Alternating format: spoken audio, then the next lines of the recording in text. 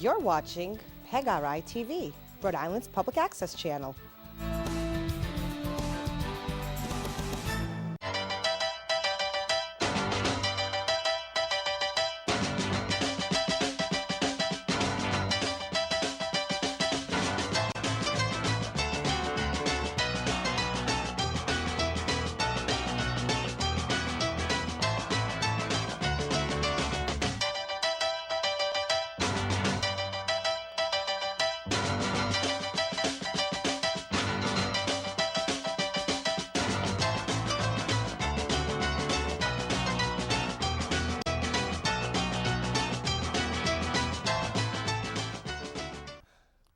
Good evening, I'm Bill Mulholland and welcome to Good Sports, Pawtucket's local cable access sports show since 1992. Before we begin tonight's show, I want to congratulate my cameraman, Dick Tierney, who has been my cameraman for the last 31 years and a lifelong friend, for his perseverance on getting his black and white photograph accepted into the National Baseball Hall of Fame in Cooperstown, New York. The certificate reads, "The Board of Directors of the Hall of Fame gratefully accepts and appreciates your generous gift of a group of men in the stands at McCoy Stadium on April 18, 1981 for the Pawtucket Red Sox-Rochester Red Wings game. The date should ring a bell for Paw Sox fans as it was the 33rd inning longest game in baseball history. The occasion for the photo was a day and night-long bachelor party for Dick. As you can see, the photo is here. Standing from left to right are 1971 St. Raphael Academy classmates Tom Olivo, John Lamprin, Greg Costigan, and myself, with Dick's younger brother Terry sitting next to Tom Olivo, and in the front row, left to right, are Dick's older brothers Tim, Dennis, and Jack. Our group lasted until the 11th inning, when we decided it was time for us to leave on our own accord. So great job, DT, and thanks for getting our likeness into the Baseball Hall of Fame. Absolutely. Tonight, Pawtucket native Carl LaBranche returns to discuss his sports career with Providence College. Carl was the Friars men's tennis coach from 1987 to 2000 and the women's coach from 1987 to 2003, where he amassed a record of 436 victories against 243 losses. From 2003 to 2009, Carl was the Assistant Athletic Director for Facilities and Game Day Management, and in 2010, assumed the position of Associate Athletic Director for Game Day Management and Men's Basketball until retiring in 2017. Welcome back to Good Sports, Carl. Thanks, Bill. Pleasure to be here. Good to have you here. So we'll have some fun with this. So we left off your last appearance talking about your rookie season, coaching the Lincoln High School tennis team to the Class A state crown. Congratulations again. Thank you. So now it's June of 1987, and you receive a phone call from the Providence College Athletic Department. Yeah, life was good. I was thrilled. We had everybody back for Lincoln High School, and things were going well, and the phone rang, and it was John Marinato from the Providence College Athletic Department. Surprise? And, yeah. Well, I knew John from refereeing. John had been around the block at Our Lady of Providence, and I had a relationship with John, but he said that they had an opening for men's and women's tennis, and would I be interested in talking to them about it. So how did he know about that? I asked him that, and he said to me that he had talked to a few people out and about in Rhode Island, and that they had said that I might be a person that they could talk to.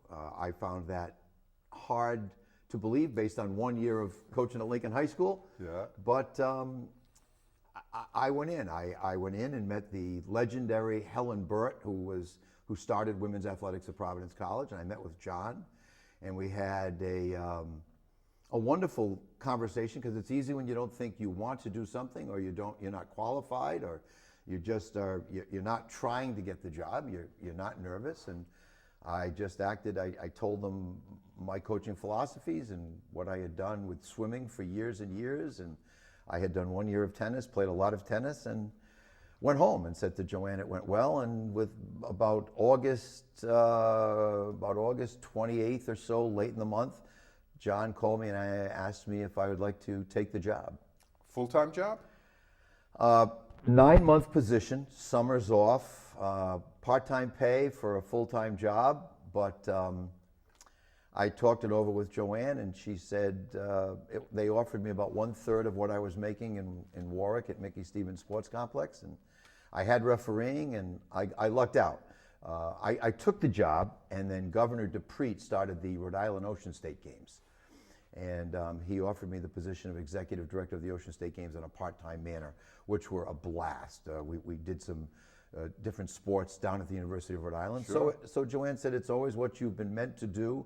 Why don't you give it a shot? So I met the team on September 1st, and on September 2nd, we played UConn in the men. All right, and so that's a roller coaster ride, but it gets even worse somewhere down the line. Yeah. So now it's September 1st, 1987, and you begin your 17-year career as coach of the Providence College men's and women's tennis teams with only, as you said, 1 year of coaching high school tennis. Correct. So what was your inaugural speech to the players? Because I'm sure they're saying, you got some high school coach coming in with 1 year experience.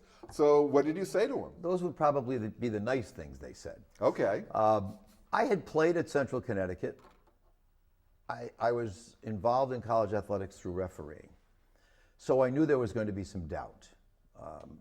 So it was imperative for me to have a meeting where they felt that I was there for them, that I was going to try to make them the best possible player they could be, that this was fun, and that I knew the game inside and out. I ended up playing most of the players that first year to let them know that I did know the game. Okay. How did that go?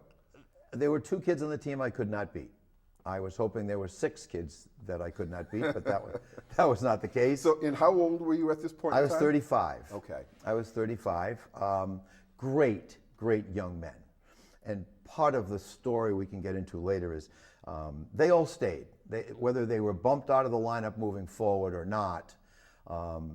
And the girls were not an easy discussion as well, because remember then there was a women's season in the fall as well as a men's season in the fall.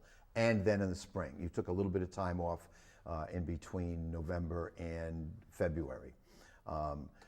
The women were probably more interested in having a new face, someone to rejudge them. They didn't like the lineups, the way they were being played, and I made it clear to both teams that I was a ladder match guy.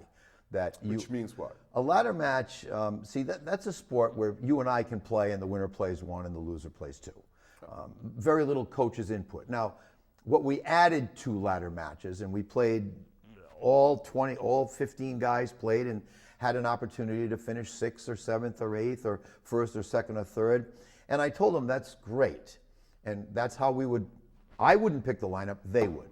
They would play each other, and however it finished, with the caveat that if the team wins 7-1, or in those days it was a 9-point match, 8-1, and everybody wins easily, and you lost, that would be in my mind, that maybe you did well against your teammates because you know their weaknesses and you know their strengths, but when we play another school, there's nerves involved. You can't overcome your nerves. And if the team is doing great and you keep losing, I would have the option as the head coach to call you in and say, listen, Carl, I know you beat Billy Mulholland, but Billy's winning and you're not doing well, so we're going to give Billy a chance to move up. We're going to drop you down. That's fair. I mean, if you came to me with that, that is objective, not subjective for the most part, yeah. Well, and so how many ladder matches, were they continuous all the way through the season? Well, because I took the job on September 1st and we played UConn on September 2nd, I looked up the results of the year before. Who was in, how highly rated were the freshmen that the former coach before me brought in. And I was able to just watch them on the first day. And I said to them, look, I'm going to make mistakes the first day, and for those I apologize. Stick near me during the match, stand near me, tell me who was who. We put a top 6 out there. We got beat by UConn, and in that match, during that match, I realized that coaching in college was less about me and more about who you put on the court. You needed players. You need to find players and get players. And in watching the UConn lineup, I knew we didn't have enough. All right. So how'd your first year go, Carl? Not bad. We had enough talent at the top to be relatively decent. We made a splash at the Big East Championships, which were 3 weeks later in September. We upset some people with our top kids. I found the right bottom kids. By the spring, we were decent. So I think for the year, we probably went something like 9-7. But that wasn't going to cut it for me. Okay. And so now, how was your second season different from the first? And it certainly was. Now you had a year of experience under yourself, right? Yeah. Getting the college recruiting. The team knew who you were and what your philosophy was. So second year better? Well, second year was 24-1, but it didn't have anything to do with. Really? Yeah. Well, during the course of the first year, the UConn match on September 2nd, great kids, wonderful young men, and they all stayed. But I realized I had to recruit some better players. So I used the knowledge and the experience of Ray Tracy, who I shared an office with, who, for those that don't know, is probably one of the top 3 cross-country coaches in the world, has had multiple Olympians. And he had a lot of advice for me about getting European players, trying to get American players. And you use your personality, you write a letter that grabs them and says, we're going to be good. And we can do that the following ways. And we got very lucky. We grabbed a kid from Lincoln High School, Paul Mandeville, who was terrific. We grabbed a kid out of... He was your number one? He was my number 1 or 2 back and forth the year. He was a junior that year. So we grabbed three New England kids. We grabbed 3 New England boys who were highly ranked, higher ranked than anybody that we had on the team at that point. They were top 10 kids in New England. And we grabbed a kid from England named Richard Lowther, who was in a recruiting service and sent me a video. I had trouble doing that because I couldn't judge his heart and I couldn't judge his competitive spirit, but his skills were fabulous. So we had 2 good players back, a fabulous player named Fernando Romero from Peru, who had come over from Bryant. He transferred into Providence and was a junior. And when we added those 4 freshmen, and then we had the schedule we had, we went 24-1, and we lost the Big East Championship by 2 points in September. The following spring season, when we played the team that won, we beat them handily. Wow. But there were big changes in store because the schedule was very weak. So you talked about recruiting. So give me at that point in time, your second year, what was your recruiting spiel? So if you're going to come to my house and talk to my daughter about playing and you're interested, what's your spiel to me now? Well, obviously, I'm a competitive guy. There were some caveats holding us down. You have scholarships, right? I had the NCAA limit on the men's side is 4.5, or was at least then, and I had 3, which put me in a pretty competitive situation, other than the weather, the lack of an indoor facility, and scheduling. On the women's side, I had 4. Most schools have 8. 4 was difficult, but the women were terrific and ended up winning 7 New England championships. We got some good girls, but the Big East on the women's side was nationally loaded. Okay. We got a lot of 3rd places. We won a lot of New England championships, but the men's schedule needed to be changed. So I had heard from the Boston College coach after our second Big East championship that he got to know me, thought I was a little aggressive and maybe I should change things. So we added the Harvards and the Yales and the Dartmouths and the Browns and the Cornells, because they were the medal in Region 1. Providence participates in men's tennis in Region 1. Okay. And that's who I felt that we had to play. So my spiel to the kids was, great academic institution, good family school, full-time coach, we care, we're going to let you play the best players in New England, we're going to travel on spring break, give you a national exposure, and try to make you the best player we can and win the Big East title. All right. And so you had some success with the Richard Lowther, was that his name? Richard Lowther from England. But he opened a door for you for years along, right? So just tell that story briefly. That's a cool story. Yeah, that group, that particular group obviously stayed together. We didn't have any more scholarship money once those freshmen came in, so we had to wait a little while till Fernando graduated to add some money. But we got some kids based on you pay the first year, we'll give you some money second year, blah, that kind of recruiting. But Richard was a wonderful young man, good competitor, had a good career, won a lot of matches for us, struggled a little bit with the American mentality of I'm coming to get you, I'm coming after you, I'm not as good as you, but I don't care. And so he ended up playing anywhere from 3 to 6 for us and did very well. Singles, right? But his connections in London, in particular, the 2 Williams brothers, Dylan Williams and Jamie Williams, were Dylan had beaten Tim Henman in the English juniors. Now, Tim Henman was a finalist in Wimbledon, not the Wimbledon juniors, Wimbledon. And Dylan had beaten him at 14 or 15 years old. When you hear that as a recruiter, you don't need to know anything else. His brother Jamie was 1 year behind him, and he was thinking about going to UCLA.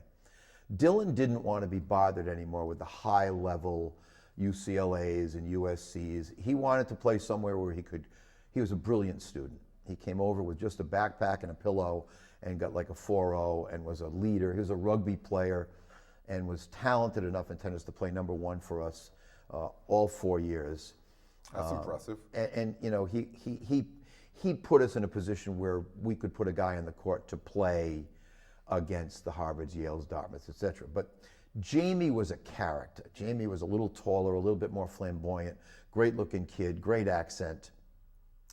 And it came down to UCLA and Providence, which doesn't happen in tennis. And he wanted to play with his brother. He wanted to play doubles with his brother, and he wanted to come to Providence, so he came. And he was day-to-day not as good as Dylan, but once in a while, the level that Jamie could get to was beyond belief. I'm sure everybody in your audience has heard of James Blake, who was a U.S. Open semifinalist, played #1 at Harvard. And I sat on the court while Jamie Williams played James Blake in a collegiate event to try to get to the Nationals. And it went to 7-5 in the third, and Jamie could have cared less who James Blake was. Yeah. And that was part of his personality. We also had connections in Guayaquil, Ecuador. And we picked up an Ecuadorian Davis Cup practice player named Felipe Vivar, who was the most talented young man we've ever had, including Jamie and Dylan, but a little showy. His shot selection caused me to lose a few hairs back here, but we had to give them the freedom they needed to play, and that's what we decided to do. All right, and we've got a photo coming up now of your team, and all of them are holding plaques. And it's a great story there, Kyle. So tell us about what this photo is depicting. Well, it's amazing how simple things at the start of your career and kids who are playing for you change. The goals change. We wanted to become top 10 in the region, and we wanted to beat Ivy League schools and Boston College, who had reigned supreme in the Big East. So we hadn't won a lot of New England championships. The girls enjoyed going, and they won 7 of those. The boys did not want to go. The boys wanted to play at a higher level. It wasn't the old New Englands when I was in college. The Ivies didn't go, but it was still a good tournament. And the boys said, Coach, if we win every division, if we win first, second, and third doubles, and all 6 singles in every flight, do we ever have to go back again? We don't want to play it. And of course all our kids were the #1 seed, so they were the guy that everybody wanted to beat. So that year, every single kid won in every single round, and we never went back to the New England championships. Cool, that's a great story. So now it's 1991.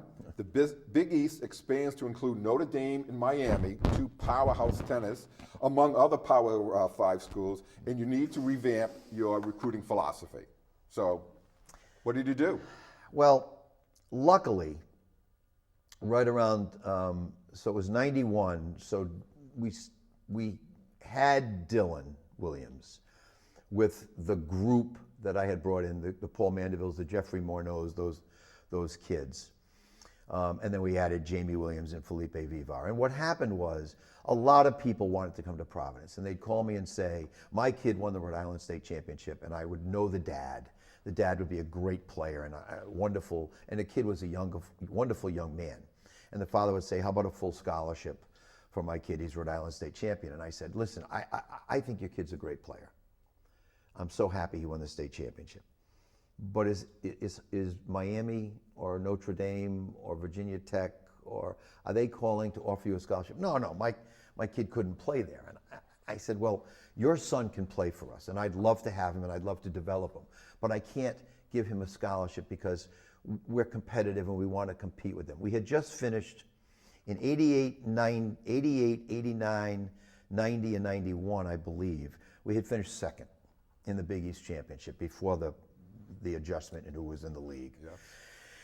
And those matches were always in September, and we just were not always ready in September, but we played those schools for 4 consecutive years. In the spring dual meet season, we always won, but we never won a Big East title. Now you've got Notre Dame and Miami, and I'm a realist, and I'm not, some of the girls did not like this when I would say this speech to the kids on the way, but we set goals, we set realistic goals. We said, let's get to the semifinals, let's make it difficult for Miami or Notre Dame. Let's make them play. Let's not get beat 0-0. Let's make them play hard and get to the third place match the following day against a Virginia Tech or a Rutgers or somebody good, and let's grab a top win. We did that at the top of the lineup. We could not compete with Notre Dame and Miami when the money runs out. Okay. Where they had 4.5 plus being Notre Dame or being Miami, they were going to get some kids that were really, really talented for half a scholarship. And we had some things that kept us down, but we finished third for 3 straight years with that group. Well, and that's impressive. Thank you. We had a blast. Now, Kyle, it's October 20th, 1997, and out of the blue, you are told that Providence College is dropping men's tennis along with baseball and men's golf due to the Friars' issues with Title IX gender equity. So tell me how you got that news and what effect did it have on your coaching men's and women's tennis at Providence College? In my life. And your life, I guess, yes. Well, it was a sad day. No one knew anything about it. We did not even know at that point. Providence had made a commitment to great students, and they had accepted our student enrollment was 60% female and 40% male. At that time, you have to keep the word proportionality in your vocabulary when you're talking about gender equity. At the time when we were 60-40, we were spending 50% of our money on men and 50% of our money on women. But I thought that's what Title IX basically told you. You had to have the same amount of women's sports as men's. And so as long as it was 50-50, what did it matter? But that's not true, was it? That's not the case in college athletics. It's based on proportionality. So if you have 60% females opportunities and 50% of your money is being spent on women, then you have to have, if you have 60% student population of women, you have to spend 60% of your athletic funds on women, and 60% of your roster spots have to be women. So UConn had a similar problem, and they simply added 18 full rides, or whatever the number was, it was high, for women's crew, and they were done with it. Okay. There were no rumors. Evidently the board and a committee had met, and they couldn't touch hockey. They couldn't touch basketball. So they dropped baseball, golf, and tennis. I went in to see John Marinato. I was a little bit of my Pawtucket self that day. I couldn't believe it because of what we had produced in my life's work. How far you've come, yeah, absolutely. So I went to see John, and he was distraught. I'm not sure John was necessarily in favor of what happened. It was a board of directors decision, and he told me that they were dropping those 3 sports. So I went to see Father Smith, which was probably not the best move I've ever made. He was the president at the time. I get in to see him. I was relatively polite, and I said, Father, you did not promise these boys 4 years of college tennis. I did. It's my word, not yours. I said, you're going to honor their scholarships.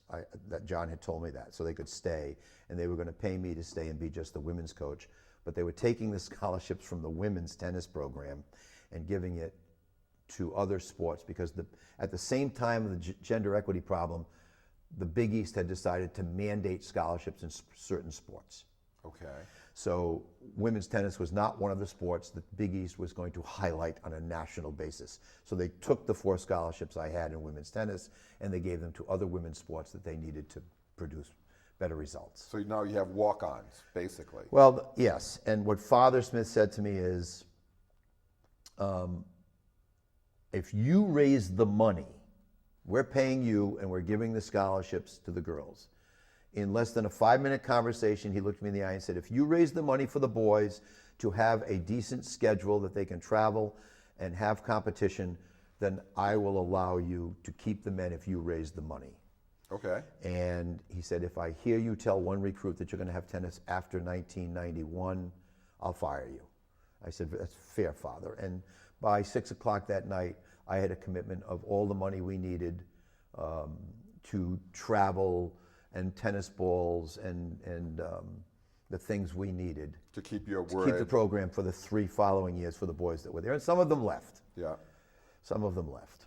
All right, so now Carl, 2003, all right, so 6 years later, Bob Driscoll, PC's athletic director, basically new at that point in time, offers you the position of assistant athletic director for facilities and game day management. So why did you, and you took it, so why did you give up coaching tennis, and what did that job entail? Well, I was looking for another job. I only had the women, and they were great young ladies. They were getting pummeled by Big East competition because at that point there were no scholarships. And Billy, if we can go back just 1 second Sure. and touch on the legislation in gender equity. I am a firm believer in Title IX. My wife graduated from Tolman High School in 1970, and there were no sports for women. My daughter graduated from high school in 1996 and had 12 varsity letters. So the advancement for girls is incredibly obvious. Yes. The one sentence was missing from Title IX when they made it, and it should have said that we have to have equal opportunity for women without dropping any sports for men. Okay. They did not do that.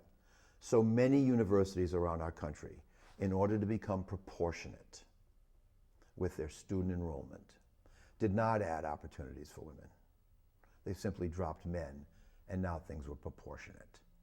I have always said that that was the missing piece. And again, a huge advocate. I saw from one generation, my wife's, who was a good athlete, to my daughter's, have all these wonderful opportunities. But that legislation should have been written and said, and you can't, by the way, you can't become appropriate under Title IX rules by dropping men's sports. And then they had a thing called, we had an interesting situation. I don't know if you want me to go over the Bryant Gumbel situation. Yeah, quickly, go ahead. Yeah, that's a good one. So I had said in the course of being angry that you cannot legislate opportunity. You cannot legislate interest. You can provide opportunity, you cannot legislate interest. So I got a call from Bryant Gumbel's sports programs on HBO and said, hey, that's an interesting comment. Would you like to come on and debate some women's groups who say that everything's fine? I said, I can't lose a debate on, the government cannot make people be interested in something. You can provide the opportunities, and those that are interested will be interested, but you can't mandate it. Okay.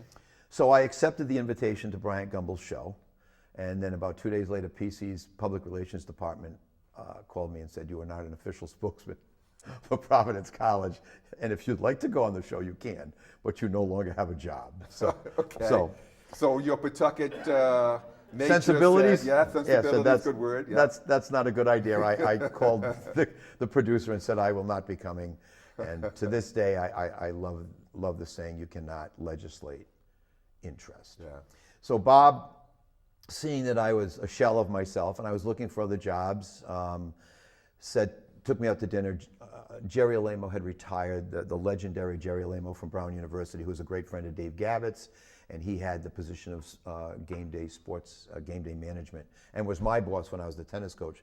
Each program has an administrator in charge of it to make sure things are running appropriately. Okay.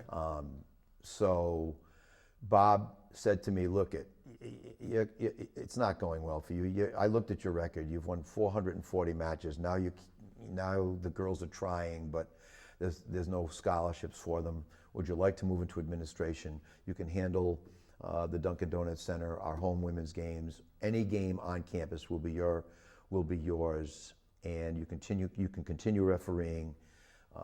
And we're going to let you coach some coaches, Cool. which I thought was a wonderful Yes, opportunity. absolutely. Tons and tons of young people would love that job, and I got it by forfeit because my job of the love of my life, the job that I would have stayed forever and probably still be coaching today at this age, was gone. Right. Okay. So, And so with that, I want you to go over and give our Good Sports audience an inside perspective on the process of firing Providence College men's basketball coach Tim Welch and hiring Drake University's Keno Davis, who was just coming off Coach of the Year nationally in March of 2008. yeah, well, that came from higher sources than I. And let me say, Billy, the people who hire coaches never want the coach to fail. And I always took that and I never became the athletic director, so the final say certainly was never in my hands, but I could make recommendations. And as an administrator, just like in any position in life, you don't want people to fail. Tim Welch had some fabulous years at Providence College. Yes, he did. The money in the Big East was becoming huge. And it expanded as well for them. This was not the Big East that Tim Welch took the job in. All of a sudden, the league is monstrous, and the money is big. And I watched Bob Driscoll that year be the last year for Tim, I watched him be incredibly supportive in every game, walk him to the press conferences, be there for him, evaluate everything. But there was pressure.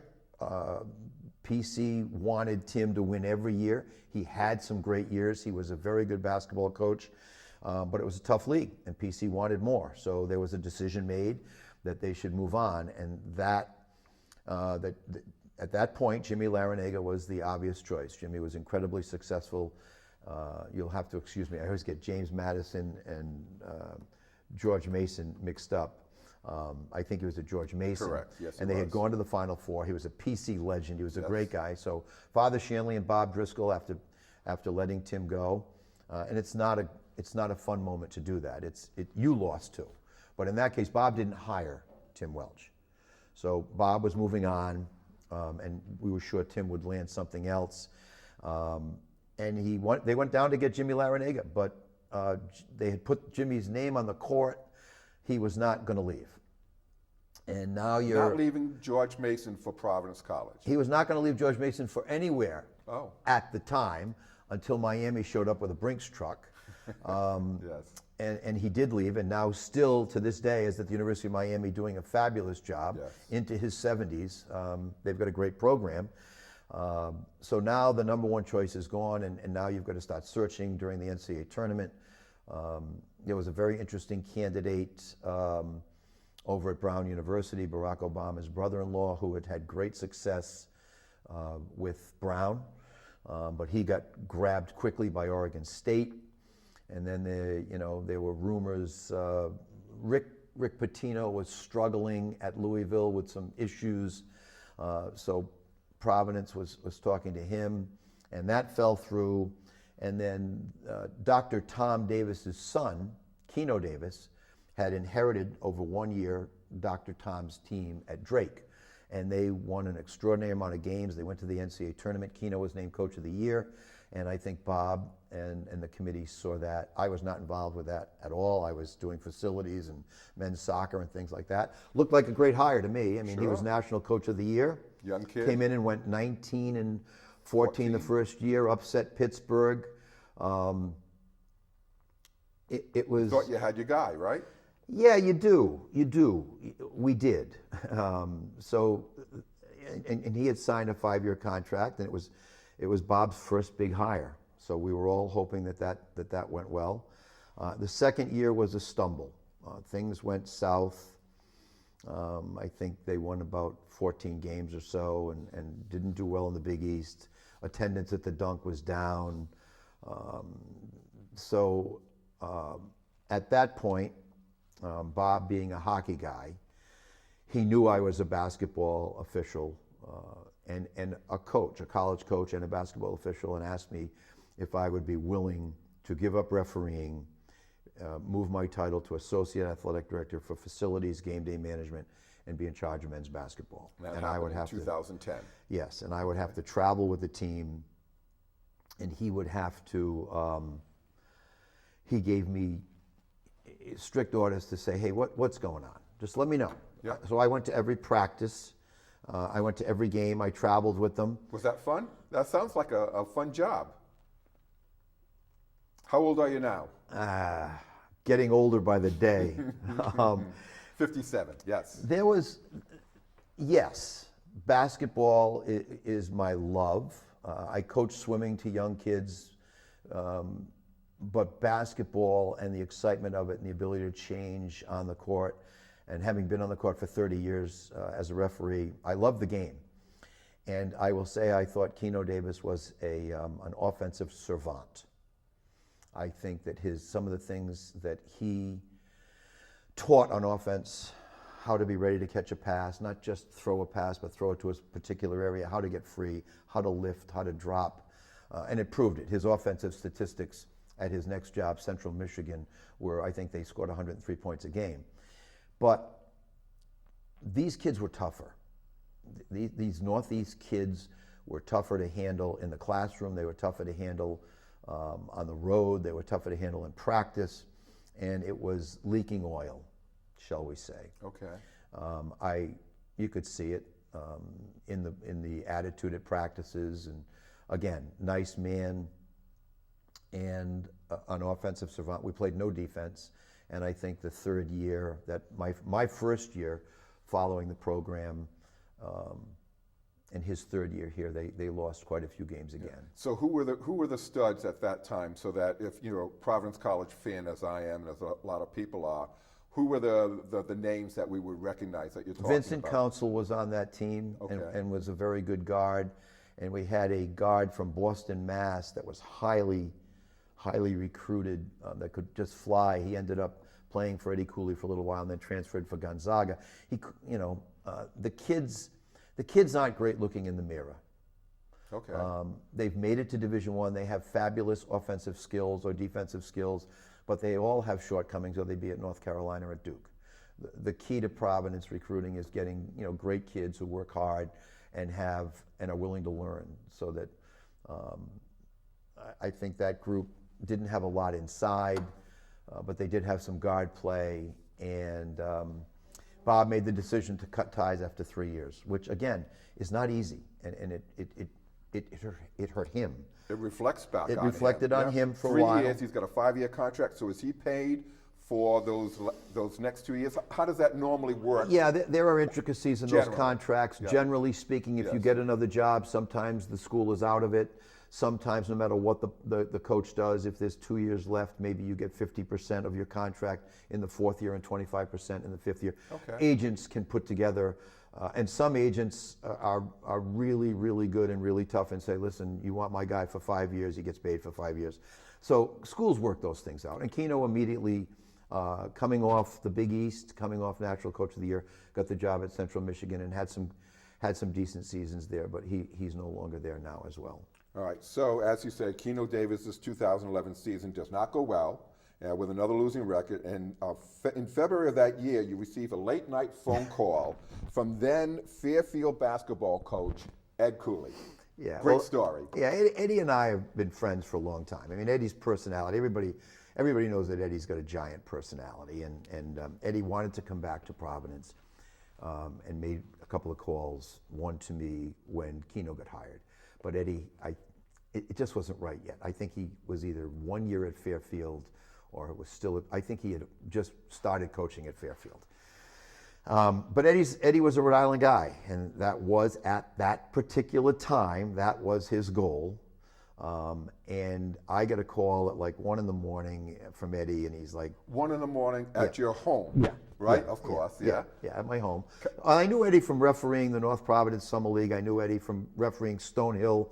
I have a picture in my basement of Eddie shooting a free throw, and I'm counting how many seconds he has to shoot the free throw. And I knew him from high school as well. Huge personality. Yes. So he said to me, Carl, what's the story with the Providence job? I said, Eddie, look in the paper. Just read the paper. things aren't going well, but I'm not, I work for the college. It's and 1 o'clock in the morning, right? Yeah, and he said, well, I'm recruiting this kid, Chris Dunn, and Oh. he's a terrific player, and I'm going to bring him to Fairfield, and we're going to win the MAC, and I'm going to be the hottest coach in America, but I want to come to Providence. It wasn't arrogance. It was just Eddie saying, let me know. And I said, well, why don't you be a big boy and watch the last 5 games of the season in the Big East tournament and see how things go.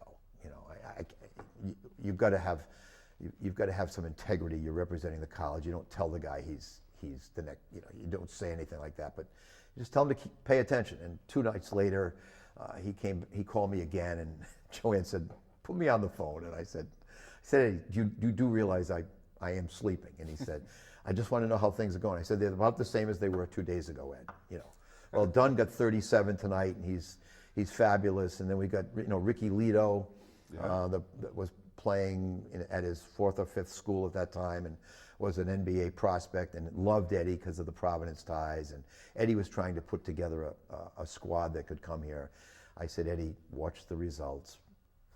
Let's see how the season bears out. Let's not open the casket for Keno. He's trying to do his job. Let's see what happens at the end of the year.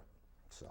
And the end of the year happened, and it was Father decided by Bob Driscoll and Father Shanley. And Father Shanley that it was time to move on from Keno Davis. Mm-hmm. And so Bob Driscoll goes over and requests that you and Mike Trengisi, who was what?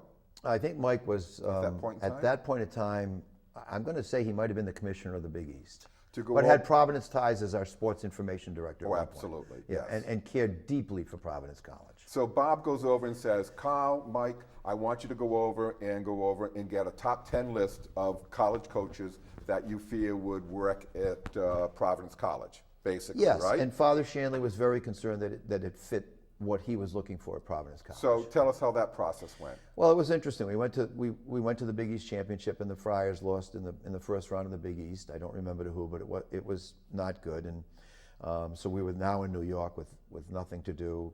So Father Shanley, who I thought the world of, Bob Driscoll, Mike Trengisi, and myself met in a hotel room, and Father said, Carl, who do you have number 10? Mike, who do you have number 10? And it was wonderful.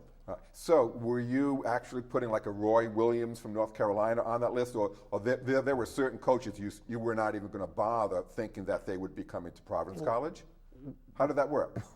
Well, there are budgets. Yeah. And yes, true. I think as a basketball guy, I knew what we were really looking for was, who's America's next great coach? Or who is, and Mike knows every AD, he knows every coach, he knows every rumor, he's tied tight. My position was more, I had been on the court with all these guys. I knew who was drawing up the offense at St. Joseph's if Phil Martelli was standing back letting a young assistant draw up the offense or draw up the defense. Who was really active on the sidelines, and who, with class and the type of person that Providence College would want, who did I think would be the top 10 coaches? And some of our ex-assistants had become head coaches places. So we went through the list, and they were not the same until we got to the top. They were unique, and Father threw out some of mine and said, no, I'm not interested. And he said, no, thank you to Michael. We were looking for matches on the way up the list. Yeah. And you and Mike did not compare your list Never. Prior to that meeting? We did not. Okay, so number 1? Was Eddie Cooley. He had Fairfield winning right away, had the place packed, the new arena off of Route 95 in Connecticut. They were winning. Unfortunately for Eddie, it worked out, but they lost in the finals of the MAC conference that year. We thought he'd go to the NCAA tournament. Instead, he went to the NIT and won a few rounds in that. And Mike also had Eddie number 1. So Father said, done and done. Get him to Bob's house.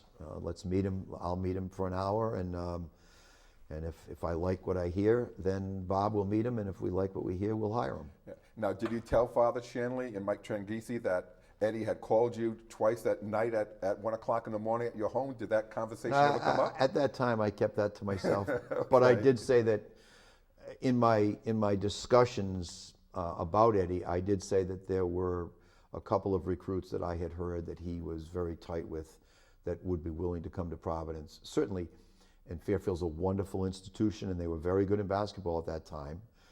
As a matter of fact, Eddie's, boy, I'd have to look this up, but I think Eddie's opening game for Providence College, or at least opening 3, Yes. was at Fairfield. And the place was packed. Oh. And they cheered him on. And he was so nervous, it was incredible. But So what was his biggest asset? What was the one, besides being homegrown? I mean, and that was good. That was big for all of us with PC fans. yeah, he understood. Well, first of all, he was a great recruiter at Boston College. I mean, the head coach at Boston College in those years, Al Skinner? Al Skinner, will tell you that he had Tim O'Shea, and he had Eddie Cooley, and he had the gentleman who's now the head coach at Northeastern University. All 3 of those guys were great recruiters. And Eddie had the ability to go to California and find a 6'5" power forward that no one else wanted because it was too small, and he'd become a first-team All-American. Eddie had a great eye for developing talent.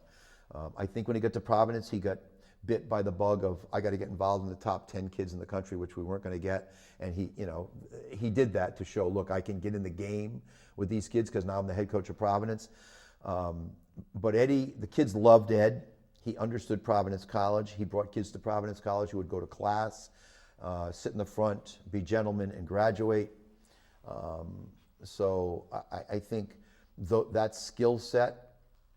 The other skill set Eddie had was, and I went to the dunk the other day, and I think they've hired a home run in Kim English, but I said to somebody, let's look 12 years from now and see if there are 8 NCAA banners up in the rafters. Tim got us to the NCAA tournament. Dave got us to the NCAA talent tournament. Rick Pitino's got us to the NCAA tournament. But Eddie got us there 8 times in 12 years. The consistency. And part of the consistency was keeping us in the games. So some of his style, the flex, which a lot of the fans didn't like. But I don't know. As a basketball guy and a guy who wants to win, I'm not sure I mind a 57, 56 win over an 83, 82 loss. Sure. So he could keep you in the game, and he was pretty good down the stretch and proved it. All right, so let's move on. So that was a big part of your job as the associate athletic director. Correct. All right, so let's talk more about the administration of some of the things you do. And you've got a great story. Tell us about your rental fee negotiations with the dunk executive pursuant to Providence College men's basketball. Give us a date. When was that? Well, This particular story. probably, so I took that job in 2010. Yes. And the dunk had gone through a refurbish, if everybody remembers. Yes, I do. And in that refurbishment, a contract was written up that every single ticket that was sold at the dunk, every ticket would have a $2 surcharge. And that $2 surcharge would go to try to reduce the debt on what the state and the Civic Center had spent on the refurbishment. Brilliant idea. Yes, I agree. A $40 ticket now became $42. No one cares. Didn't bother me at all. But the $2 got moved aside.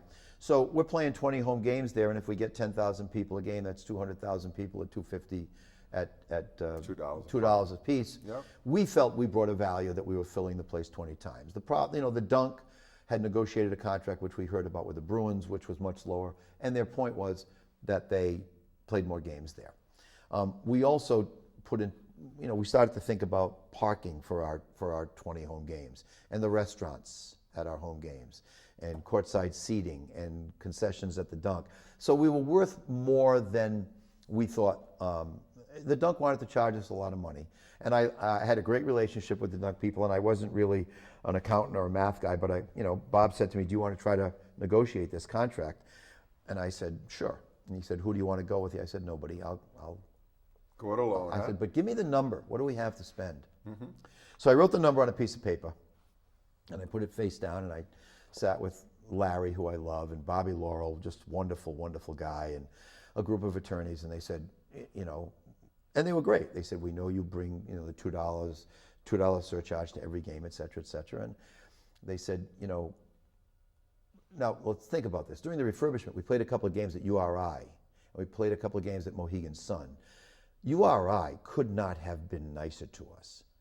They loved having us there. We packed the place for our games against other teams, and they did everything. I walked in, they gave me a cup of coffee and said, Mr. LaBranche, you're going to sit here. We've got everything handled. And I went, oh, this is wonderful. So I wanted, the Dunk, we're kind of a captive audience. We're Providence College, and it's the Dunk. Our fans want to go to the Dunk. Correct. We want to go to the Dunk. But if Correct. you're going to charge us an exorbitant amount of money for every game, we can't afford it. We're going to lose too much money. So they asked me what I thought, and I said, listen, this doesn't have to last long. This is what I have. What do you mean, what you have? This is how much money I have to pay you. Okay. Do you want us to come for 10 games? Do you want us to come for 15 games? Do you want us to come for 20 games? It's your choice. Whatever you want. Okay. But and what was the reaction? I don't think that was the normal negotiating process from attorneys. But from a Pawtucket.